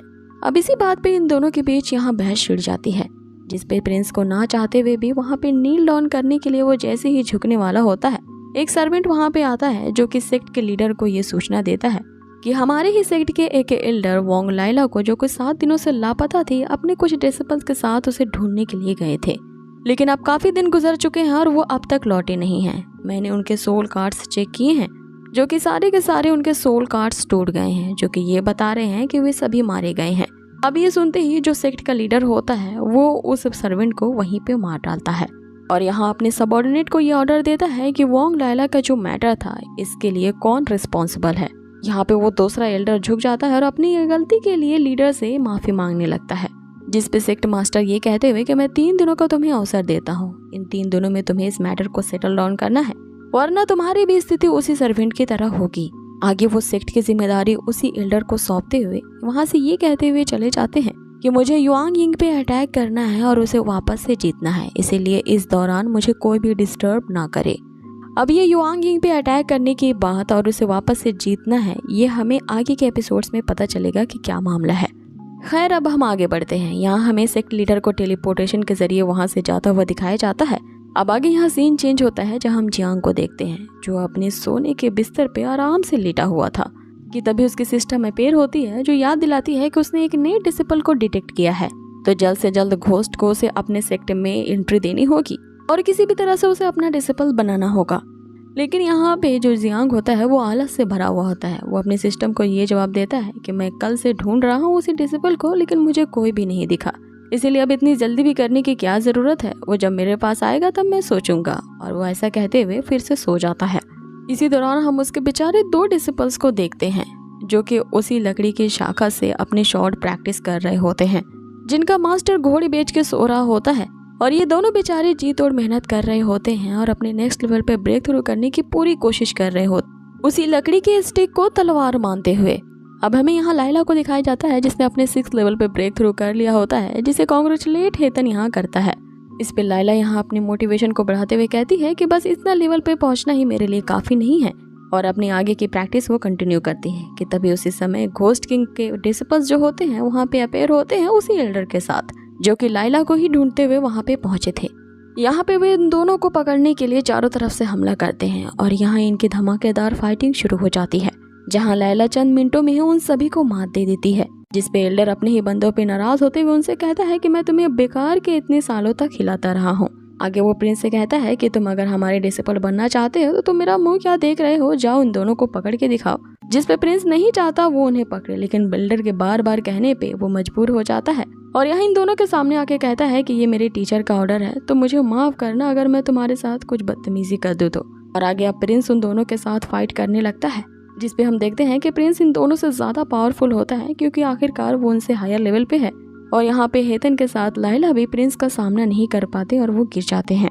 इधर दूसरी तरफ हमें जियांग को दिखाया जाता है, जिसपे बार बार सिस्टम उसके अपेयर होकर के यही बात कह रही होती है कि उसने एक नए डिसिपल को डिटेक्ट किया है, तो जल्द से जल्द उसे अपने इमॉर्टल सेक्ट में एंट्री देनी होगी।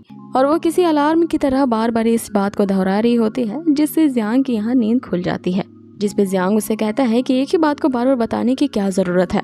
तो सिस्टम उसके बताती है कि जो इम्पोर्टेंट बात रहती है वो उसे 3 बार कहती है, और अगर होस्ट इस बात को नहीं सुनता तो वो फिर से रिपीट करती है। 3 के बदले वो 6 बार कहेगी, और फिर से नहीं सुनता वो फिर 12 बार कहेगी। यहाँ वो अपनी सिस्टम को शांत होने को कहता है और बाहर निकलता है। बाहर का नज़ारा देखते हैं जहाँ पे उन दोनों डिसिपल्स को इन घोस्ट किंग वालों ने बंदी बना रखा था। यहाँ हेतन गुस्से से प्रिंस से कह रहा होता है कि तुम्हारी हिम्मत नहीं थी हमसे बराबरी की फाइट करने की, इसलिए तुमने हम पे पीछे से अटैक करके हमें हराया है। आगे जो लीडर होता है वो वोंग लाइला से पूछने लगता है वो एल्डर जो तुम्हें यहाँ पे लेने के लिए आए थे और उनके साथ जो डिसिपल्स थे आखिर उनकी मौत कैसे हुई। जिसपे वो काफी गर्व के साथ बताती है क्योंकि उसकी लॉयल्टी पॉइंट जो है वो 100 पॉइंट से ऊपर बढ़ गई है। यहाँ पे वो अपनी इमॉर्टल सेक्ट के लीडर का नाम लेती है जो कि ऑब्वियसली जियांग होता है, और वो उनसे ये भी कहती है कि अगर तुमने हमारे साथ कुछ भी किया तो हमारे सेक्ट के लीडर तुमको नहीं छोड़ेंगे, तुम्हारा भी हश्र उसी एल्डर के जैसा होगा जो कि यहाँ पे आके मारे जा चुके हैं।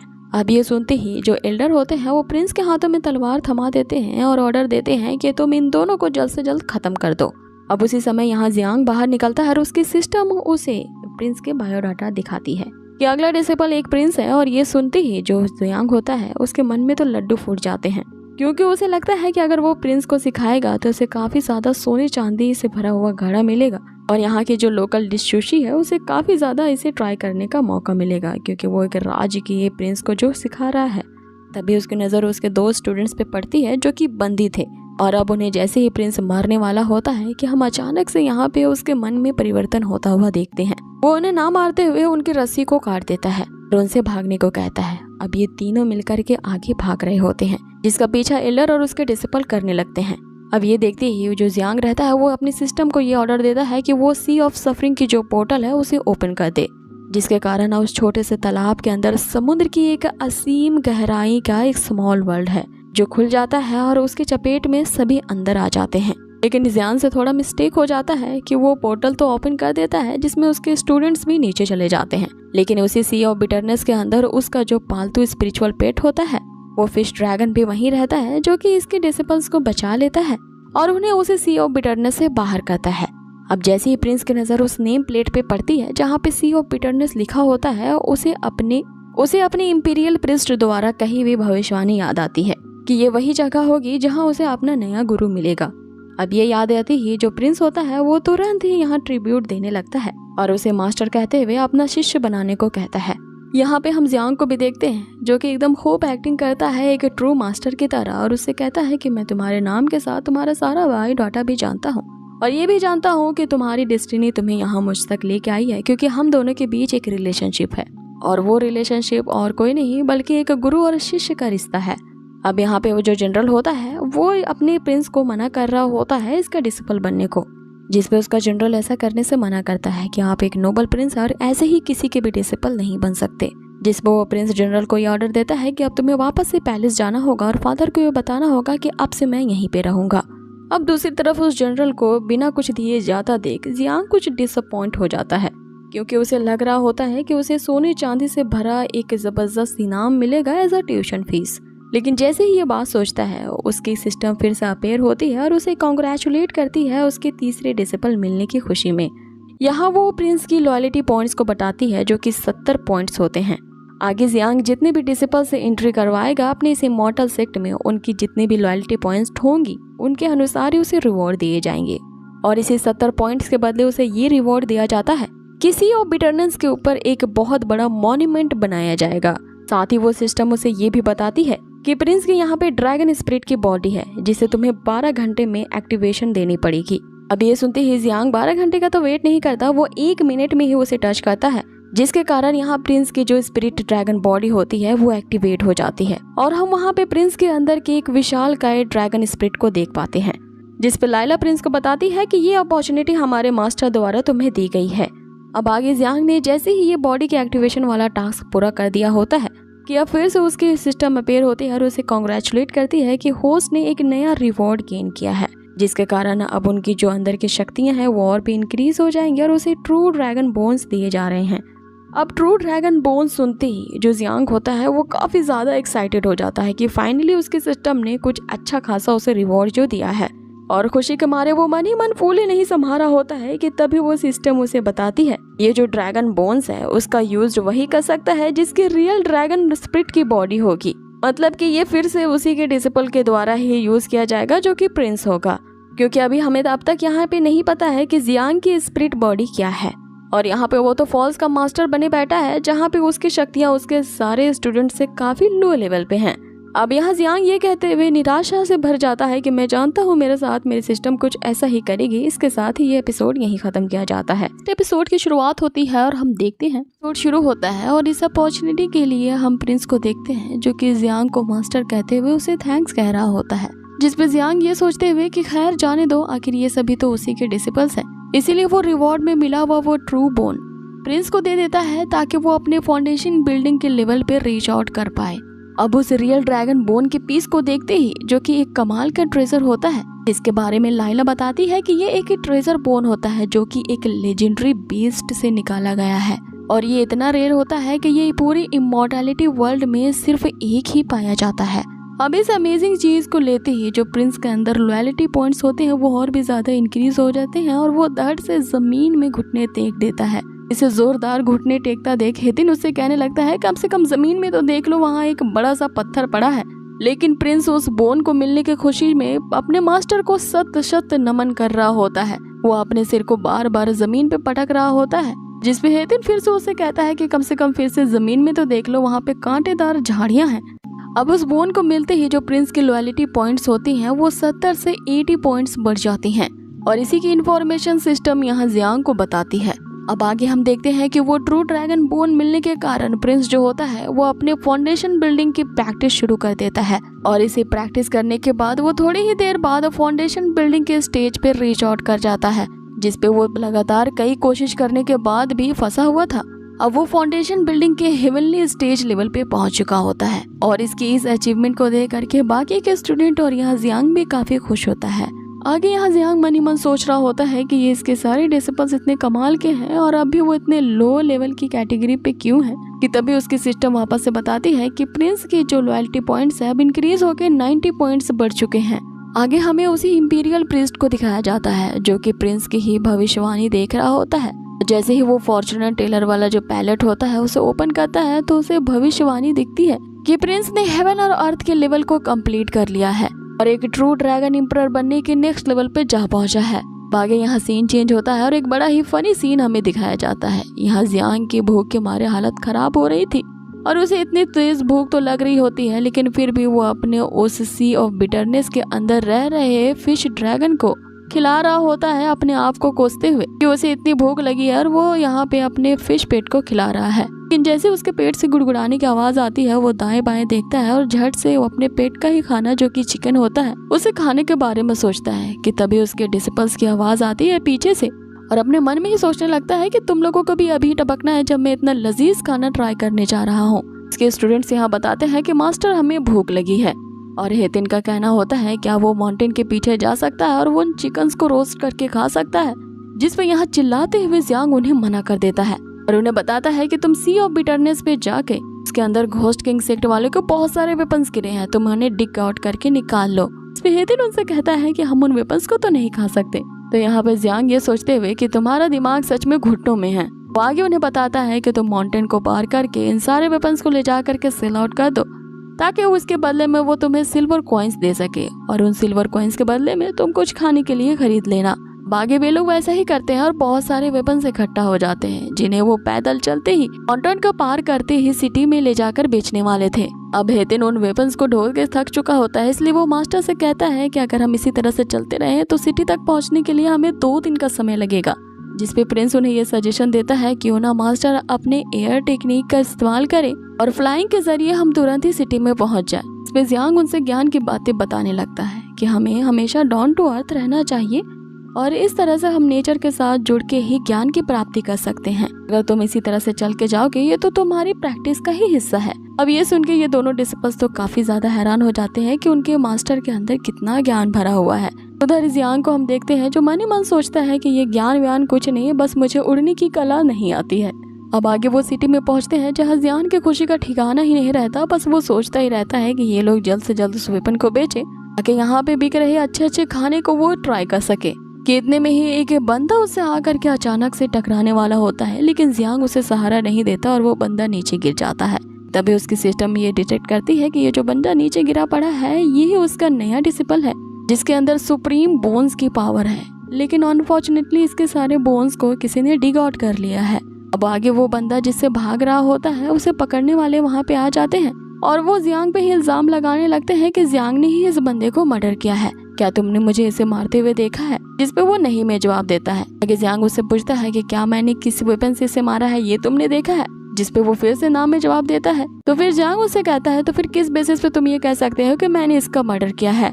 आगे वो सभी उसे पकड़ने वाले वहाँ से जाने लगते हैं कि तभी हेतिन पीछे से आवाज देता है कि प्रिंस जल्दी यहाँ पे आओ, हमारे मास्टर ने यहाँ पे एक को ठिकाने लगा दिया है। सुनते ही वो जो वापस जा रहे लोग होते हैं वीर से रुक जाते हैं और उन्हें यकीन आ जाता है कि जियांग ने ही इस बंदे को मारा है।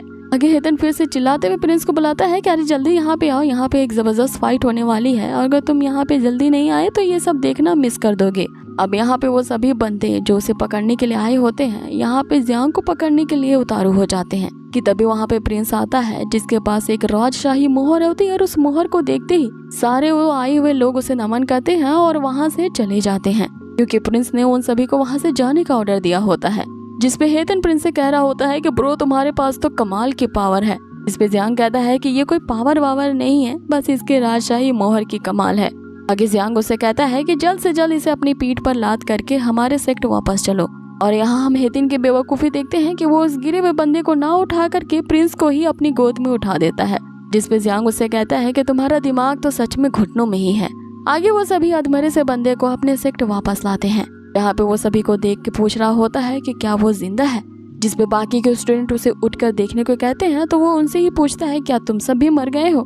जिसपे लाइला उसे कहती है कि यहाँ कोई मरा वरा नहीं है, बस हमारे टीचर ने तुम्हारी जान बचाई है। जिसपे वो बंदा, इसका नाम शेन है, वो वहाँ चीख चीख कर दहाड़े मार के रोने लगता है ये कहते हुए कि आखिर तुमने मुझे क्यों बचाया है, मैं बस मर जाना चाहता हूँ और मेरे अब जिंदा रहने का कोई कारण नहीं है। जिसपे बाकी के स्टूडेंट इसकी वजह पूछते हैं तो शेन यहाँ बताना शुरू करता है कि ये एक बहुत लंबी कहानी है। अब इधर जियांग को हम इमिटेट करते हुए देखते हैं। यहाँ पे वो कहना शुरू करता है कि अब ये सुप्रीम लीडर की वही स्क्रिप्ट वाली कहानी बताने वाला है क्योंकि वो ड्रामा के स्क्रिप्ट तो पहले से ही जान चुका था।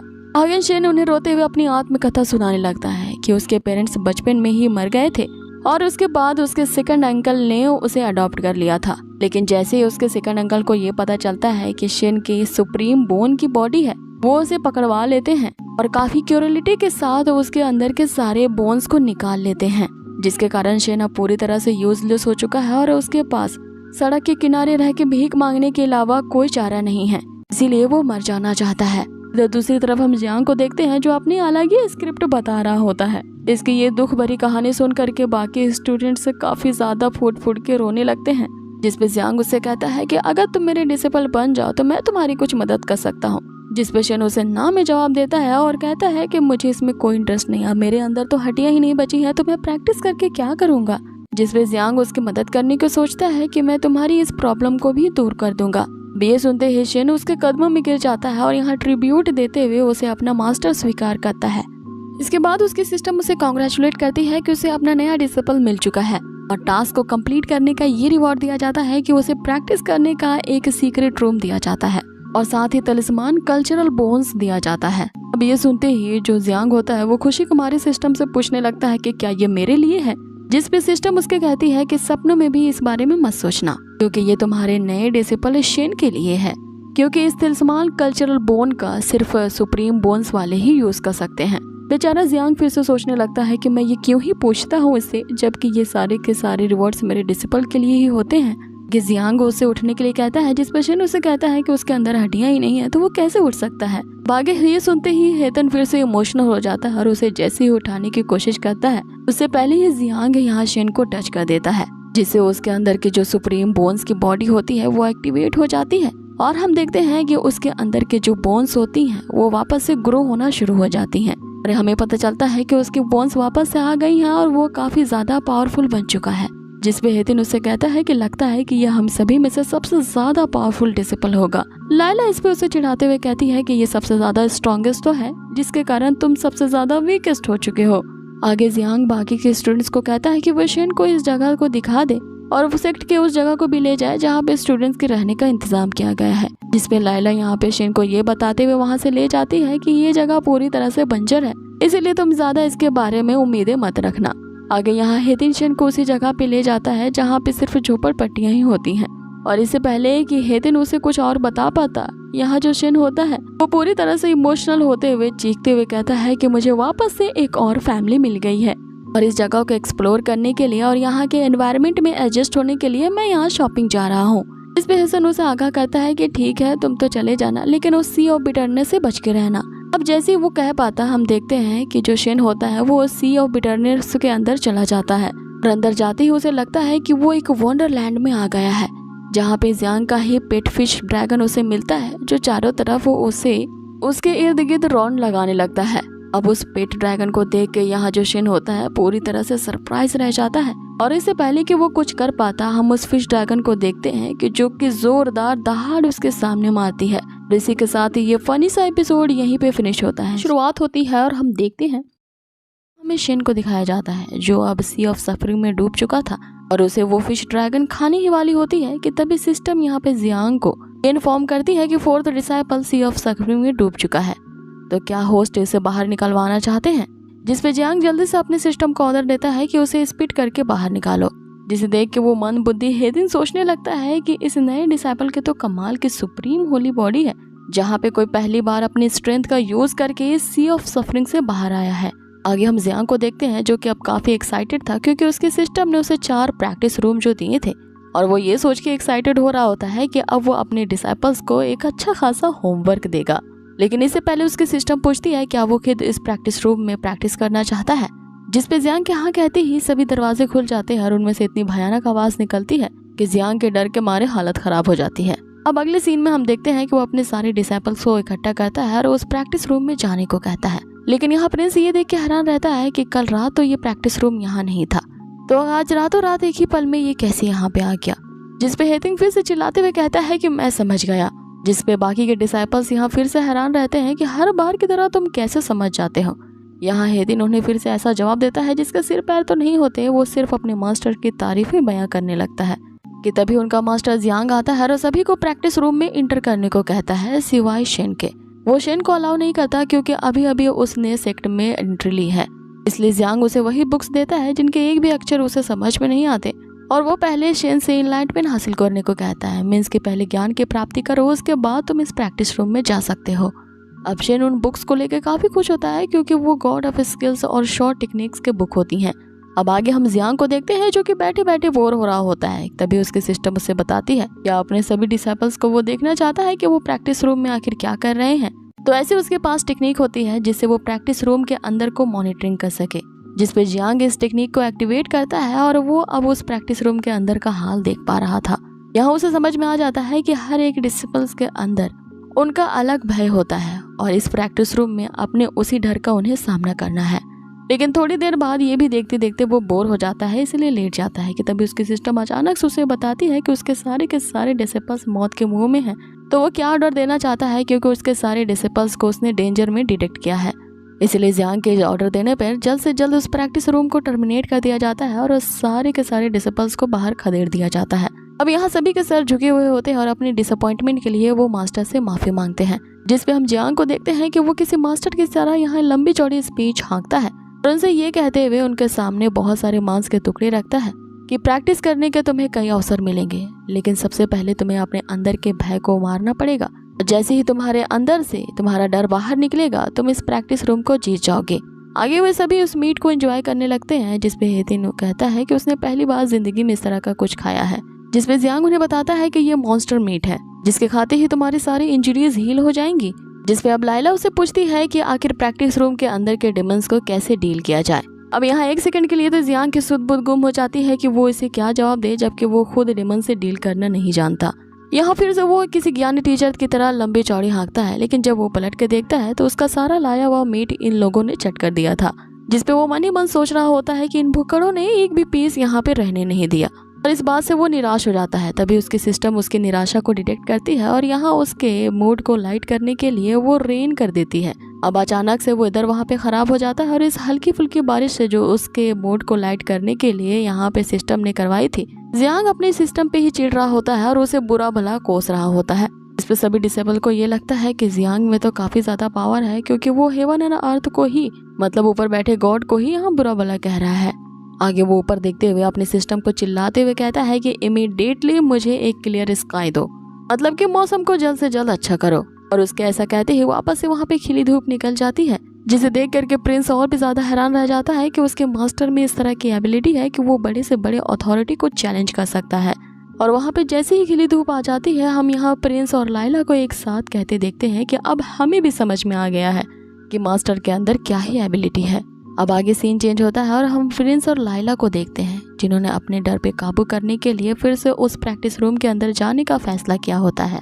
और यहाँ पे सबसे पहले हमें लाइला के अंदर के डर को दिखाया जाता है, जो कि वही घोस्ट किंग सेक्ट वाले होते हैं जो उसे जबरदस्ती लेने के लिए आए थे। यहाँ लाइला अपने शॉर्ट टेक्निक के साथ बड़ी बखूबी से अपने डर का सामना करती है और बेचारी उसी लकड़ी के टुकड़े को तलवार मानते हुए उन घोस्ट किंग सेक्ट वालों को वहाँ पे खत्म कर देती है। मीन्स कि लाइला ने अपने डर पे विजय पा लिया होता है। अब ये पूरी चीज को यहाँ पे जियांग भी मॉनिटर कर रहा होता है, जिसे देख के वो काफी खुश होता है कि लाइला ने रैपिड प्रोग्रेस किया है। अब आगे हमें प्रिंस के डर को दिखाया जाता है और उसका असली डर उसका पिता ही होता है, जिसने उसे बचपन से एक ही चीज सिखाई थी और वो हमेशा उसे दबा के रखता था और वो अपने फादर को ही अपना सबसे बड़ा डर मानता था। आगे वो उस इल्यूजन ड्रिल में अपने फादर के सामने झुका बैठा होता है और जैसे ही उसके फादर यानी कि एम्परर उस पर अटैक करने वाला होता है, यहाँ पे अचानक से हम देखते हैं कि अब प्रिंस के अंदर एक ऐसा साहस आ चुका था कि वो चिल्लाते हुए अपने फादर से कहता है कि अब मैं आपसे नहीं डरता और मैं भी अब अपने मास्टर की तरफ फेयरलेस बनूंगा और आपका सामना करूंगा। इधर इस बात को सुनते हुए जियांग कह रहा होता है कि मैं तो इतना भी फेयरलेस नहीं हूँ, क्योंकि मुझे तो बहुत ज्यादा डर लगता है। आगे जब वो हेतिन को देखता है तो उसकी काफी ज्यादा पिटाई हो चुकी थी और वो मन ही मन यहाँ पे हेल्प मांग रहा होता है। इसीलिए जियांग के ये ऑर्डर देने पे प्रैक्टिस रूम को टर्मिनेट कर दिया जाता है और हेतिन को बाहर निकाला जाता है। यह जियांग उसे कहता है कि ये प्रैक्टिस रूम तुम्हारे लिए इतना ही डिफिकल्ट हो रहा है तो क्यों ना तुम्हारे टीचर होने के नाते मैं तुम्हें एक डेमो दे के दिखाऊं। अब यहाँ पे डिमॉन्स्ट्रेशन देने के लिए खुद जियांग उस प्रैक्टिस रूम के अंदर चला जाता है और अब हम जियांग के अंदर के डर को देखते हैं, जो कि उसके डिसाइपल्स ही होते हैं और उसे ये डर हमेशा सताता है कि उसका ये फेक मास्टर वाला जो रूप है वो कहीं उनके सामने बाहर ना आ जाए। और डर के रूप में हम देखते हैं यहाँ उसके डिसाइपल ही उसकी कुटाई कर रहे होते हैं, ये कहते हुए कि तुमने हमें क्या समझ रखा है कि तुम हमें बेवकूफ बना लोगे और तुम्हारी सच्चाई फॉल्स मास्टर होने की कभी हमारे सामने नहीं आएगी। अब यहाँ बेचारे जियांग को हम देखते हैं जो अपनी सिस्टम को पुकार रहा होता है और जल्द से जल्द इस प्रैक्टिस रूम को टर्मिनेट करने का ऑर्डर दे रहा होता है, जिसपे उसकी सिस्टम उसे कहती है कि पहले पासवर्ड दो। अब उसका पासवर्ड तो ये होता है कि मैं कैसे पासवर्ड जान सकता हूँ। अब जैसे ही जियांग ये पासवर्ड देता है, उसकी सिस्टम बताती है कि ये इनकरेक्ट पासवर्ड है। अब जियांग इतनी ज़्यादा मार खा चुका होता है कि उसके मुंह से यही निकलता है कि मुझे फाइट नहीं करनी है, और यही उसकी सिस्टम का नया पासवर्ड होता है। पासवर्ड करेक्ट होते ही तुरंत प्रैक्टिस रूम टर्मिनेट होता है और जियांग बाहर निकलता है। यहाँ पे उसकी हालत खराब हो चुकी थी क्योंकि वो बुरी तरीके से पिट चुका होता है कि तभी उसके सामने हेतिन आता है और अपने चेहरे को ना दिखाते हुए झट से जियांग उसके सामने पीठ घुमाए खड़ा हो जाता है और यहाँ मुंह घुमाए सोच रहा होता है कि मैं अपने डिसिपल से ही पिट गया, आखिर मैं किस तरह का टीचर हूँ। आगे वो अपनी सिस्टम से उसकी क्वालिफिकेशन पूछ रहा होता है कि वो आखिर किस लेवल पे है, जिसपे काफ़ी ज़्यादा कैलकुलेट करने के बाद यहाँ जोड़ घटाव करके जियान को ये पता चलता है कि वो अभी सबसे लोएस्ट लेवल पे है। अब इस बात से वो फ्रस्ट्रेट हो जाता है कि तभी उसके सामने उसकी फिश ड्रैगन पिट अपेयर होती है, जो उसे एक भीगी बिल्ली या भीगी मुर्गी कह के पुकारती है। अब इसे देख करके वो और भी ज़्यादा दुख में गिर जाता है कि उसकी पेट फिश भी अब अपने आप को इस तरह से एक नए लेवल पे ब्रेक थ्रू कर लिया है कि वो बोल सकती है, लेकिन उसका मास्टर ही यहाँ पे सबसे निचले लेवल पे है। कि तभी अचानक से प्रैक्टिस रूम का दरवाजा धड़ल्ले से खुलता है और शेन बाहर निकलता है। उसे देखने के लिए जांग बाहर आता है और उससे पूछता है कि तुम प्रैक्टिस रूम में क्या कर रहे थे। आगे शेन यहाँ उसे बताता है कि उसके अंदर का डर इतना ज्यादा बड़ा है कि वो उससे फाइट नहीं कर पाया, लेकिन जैसे ही यहाँ जियांग उसे उठाने की कोशिश करता है, यहाँ शेन उसे कहता है कि वो हर बार की तरह मास्टर पे यूं डिपेंडेंट नहीं रह सकता और उसे आज किसी भी तरह से अपने डर का सामना करना ही पड़ेगा। ये कहते हुए वो तुरंत प्रैक्टिस रूम के अंदर चला जाता है। इधर हम हेतिन को भी देखते हैं कि अब उसके अंदर भी यहाँ पे साहस आ चुका था और वो भी अब प्रैक्टिस रूम के अंदर जाता है। अब हम यहाँ हेतिन के अंदर का भय देखते हैं, जो कि वही लड़का होता है जिसका नाम चिन्हाओ होता है, जिसने यहाँ हेतिन की जो फियांसे होती है उसे अपने साथ कर लिया होता है, क्योंकि हेतिन के मंगेतर ने ही उसे अपनाने से इंकार कर दिया था। जिसकी वजह ये होती है कि हेतिन को सेक्ट में सिलेक्ट नहीं किया जाता बल्कि उस चिन्हाओ को किया जाता है। अब यहाँ पे उसकी मंगेतर जिसको भी कामयाब देखती है वो उसी के साथ हो लेती है और ये वही चिन्हाओ और सेक्ट लीडर होता है जिससे हेतिन को सबसे ज्यादा डर लगता है। आगे वो अपने डर पे जीत पाने के लिए उन सभी से फाइट करने लगता है, लेकिन तभी हम देखते हैं कि कोई हेतिन पे एक जोरदार अटैक करने वाला होता है। यहाँ पे वो जोर से मास्टर यानी जियांग को पुकारता है और उसे हेल्प मांगता है और इसके साथ ही यहाँ पे एपिसोड को खत्म कर दिया जाता है। अब इस पॉइंट पे एपिसोड को खत्म किया गया है, जो हमें क्यूरियोसिटी पैदा कर देता है कि आगे क्या ही होने वाला है। यहाँ से अगले एपिसोड की शुरुआत होती है, जहाँ हमें दिखाया जाता है वो अब उस प्रैक्टिस रूम में जा चुका होता है, जहाँ उसे अब अपने डर का सामना करना होता है और उसका डर जैसे ही उसके सामने आता है, जो कि वही लड़का होता है जिसे हमने एपिसोड की शुरुआत में देखा था और ये हेतिन के ही विलेज से आया होता है, जिसे उस इविल ब्लड सेक्ट वालों ने हेतिन को वहाँ पे ना चूज करते हुए उस चिन्हाओ को चूज किया था। अब आगे हम देखते हैं कि वही चिन्हाओ और उसी सेक्ट का लीडर और उसकी जो बेवफा फियांसे होती है, ये तीनों ही यहाँ पे हेतिन पे भारी पड़ रहे होते हैं और उसे बुरी तरीके से मार देते हैं। आगे एपिसोड शुरू होता है और हम हेतिन को देखते हैं जो यहाँ अधमरा पड़ा होता है और अपने टीचर यानी जियांग को मदद के लिए पुकार रहा होता है, जिसपे ये तीनों ये कहते हुए इसका मजाक उड़ाते हैं कि तुम्हारे मास्टर यहाँ पे नहीं है, तुम्हें अपने डर का सामना खुद ही करना पड़ेगा और हेतिन तुम इतने यूजलेस हो कि अपने आप को बचाने के लिए हमेशा अपने मास्टर पे डिपेंडेंट रहोगे। अब ये सुनते ही मानो हेतिन की आंखें खुल जाती है और वो सोच में पड़ जाता है कि वो हमेशा के लिए तो मास्टर पे यूं रिलाई नहीं कर सकता और इनका सामना करने के लिए अब उसे उठ खड़ा होना होगा। अब जैसे ही वो अपने अंदर ही आत्मविश्वास जगाता है, उसके अंदर हम एक एनर्जी का उफान देखते हैं और उन सभी के सामने उठते हुए कहता है कि भले ही मैं तुम सभी के जैसा स्मार्ट नहीं हूँ, एक ऑर्डिनरी पर्सन हूँ, ना ही मैं तुम जैसा हैंडसम हूँ और ना ही मेरे नाम का कोई मतलब है। और यहाँ वो अपने नाम का मतलब राख में एक जले हुए चारकोल के जैसा बताता है, जिसपे वो चिन्हाओ से कहता है कि अच्छा हुआ तुमने अपनी डेस्टिनी को एक्सेप्ट कर लिया और तुम जैसे कचड़े का हाल तो यही होना चाहिए। इस पे हेतिन उसे एक बड़ा अच्छा जवाब देता है कि भले ही मैं एक वेस्ट हूँ, लेकिन मेरे मास्टर ने मुझे ऐसे ही एक्सेप्ट किया है और मुझे खुद में तो विश्वास नहीं है, लेकिन मैं अपने मास्टर पे पूरा विश्वास रखता हूँ जिन्हें मुझ में विश्वास है। अब इतना कहती ही वो उस चिन्हाओ पे टूट पड़ता है। यहाँ पे वो चिल्लाते हुए बारी बारी से उन तीनों पे अटैक्स कर रहा होता है कि मेरे मास्टर ने मुझ पे विश्वास जगाया है और उन्होंने कहा है कि मैं कर सकता हूँ, तो डेफिनेटली मैं कर सकता हूँ। अब यहाँ हेतिन को हम देखते हैं जिसने पूरी तरह से डर पे विजय पा ली है और अब वो उस प्रैक्टिस रूम से बाहर निकलता है, जहाँ पे जियांग पहले से ही उसका इंतजार कर रहा होता है और उसे बताता है कि उस कंपटीशन के शुरू होने में बस 3 दिन और बाकी है, इसीलिए तुम्हें अपने आप को तैयार करना होगा।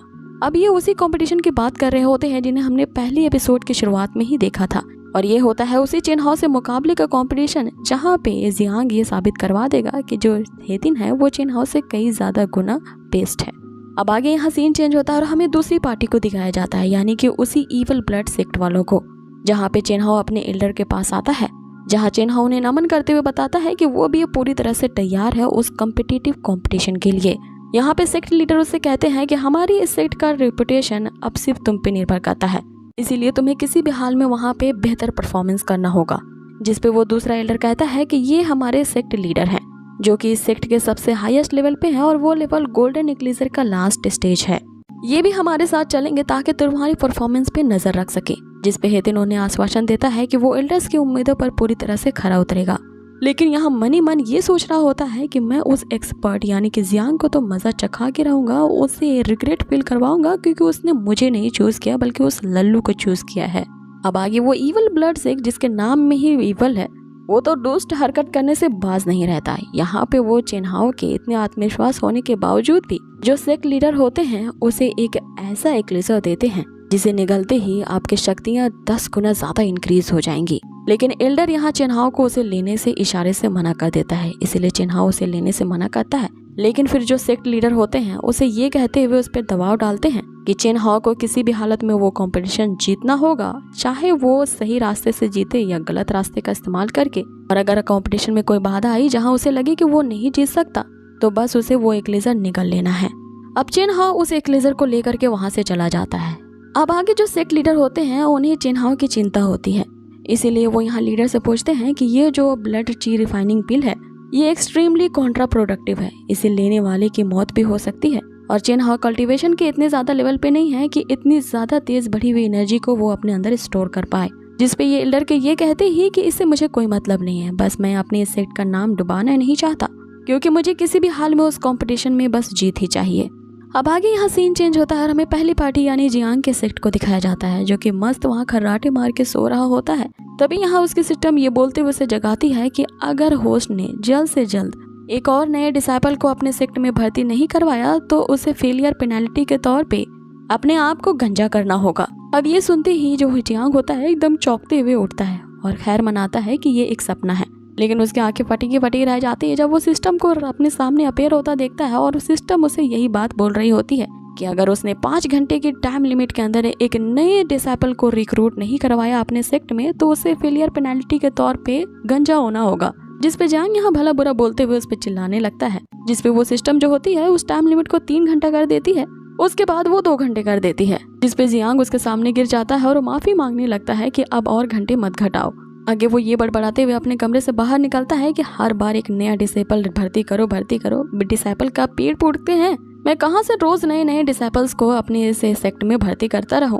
तभी उसके बाकी के सारे डिसाइपल्स वहीं पे खड़े होते हैं जो मास्टर का वेट कर रहे होते हैं और उन्हें बताते हैं कि कंपटीशन का डे आज ही है और अगर हम अपने शॉर्ट फ्लाइंग टेक्निक का भी यूज करें तो उड़ते हुए भी हम 5 दिन में उस प्लेस ऑफ इमॉर्टलिटी पे पहुंचेंगे जहाँ पे वो कंपटीशन होने वाला है। अब ये सुनते ही जियांग को यहाँ पे एक आइडिया सोचता है कि उस गैदरिंग में तो बहुत सारे डिसाइपल्स होंगे, तो हो सकता है कि उनमें से किसी को वो चूज कर सकता है।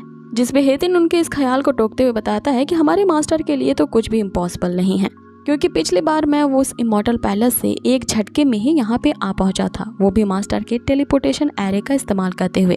तो हमारे मास्टर के लिए तो ये कोई बड़ी बात नहीं है और आधे घंटे में वहाँ कंपटीशन शुरू होने वाला है, तो क्या हुआ, हम 5 सेकंड में ही वहाँ पे पहुंच जाएंगे। जिसपे अब जियांग अपनी सिस्टम से कहने लगता है कि मेरी प्यारी सिस्टम, ग्रेट सिस्टम, हमें एक रिवॉर्ड दो ताकि हम ट्रांसपोर्ट कार्ड को यूज कर सके।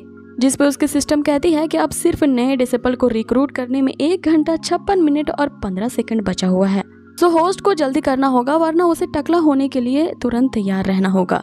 अब इधर दूसरी तरफ हम प्रिंस को देखते हैं जो बिल्कुल जियांग की ही जैसे हरकत कर रहा था, वो अपनी पीठ दिखाए खड़ा था और यहाँ उनसे कहने लगता है कि हमारे मास्टर के तो वास्ट सुपर नेचुरल पावर्स हैं और जब से मास्टर ने मेरी हेल्प की है कि मैं कैसे उस प्रैक्टिस रूम के डेमंस को हरा पाऊँ, मैं उनका सबसे बड़ा फैन बन चुका हूँ और उन्हीं की जैसे अब सारी हरकतें करूंगा।